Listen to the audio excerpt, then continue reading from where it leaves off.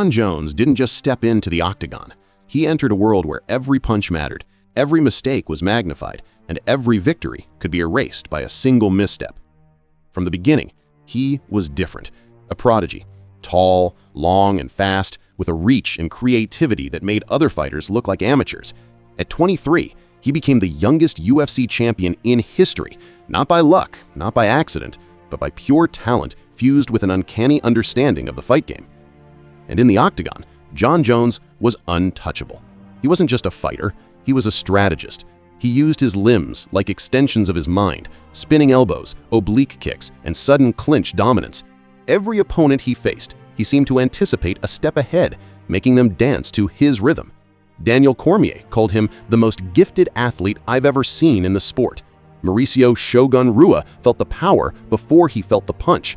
Glover Teixeira, a warrior in his own right, found himself outmatched by not just skill, but intellect. Jon Jones was dominating an era like no one else could. The record books were bending to his will, and yet outside the cage, his life was unraveling. Suspensions, failed drug tests, arrests, headlines that could break a lesser man. A man who conquered fear in the cage was being consumed by chaos in real life.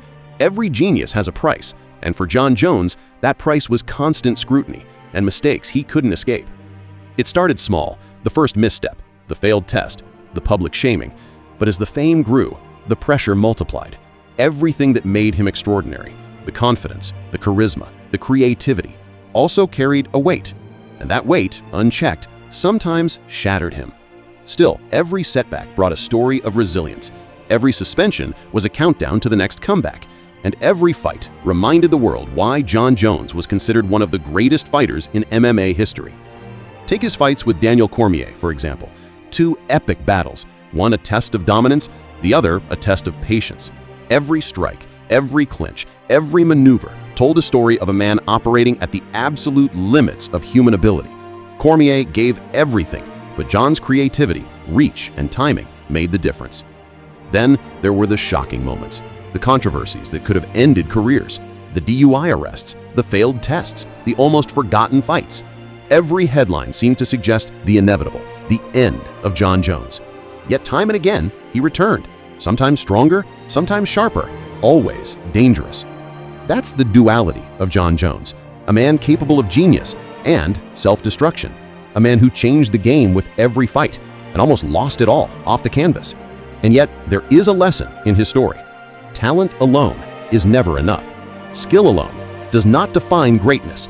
It's how you navigate the cage and the chaos outside it that shapes legacy. Jon Jones's legacy is complicated. Some will remember the scandals. Some will remember the brilliance in the octagon. Some will wonder what could have been if chaos hadn't followed genius so closely. But one thing is certain. His fights will be studied for decades, not just for the wins or the losses, but for the mind that orchestrated every move. The unpredictability, the flashes of brilliance, the moments where he seemed to defy physics and logic. Jon Jones is still dangerous, still capable of greatness, still capable of shocking the world. Because the man who couldn't escape himself is also the man who forever changed the sport of MMA. And that is the story of Jon Jones, the genius who couldn't escape himself. This was Sports Wolf.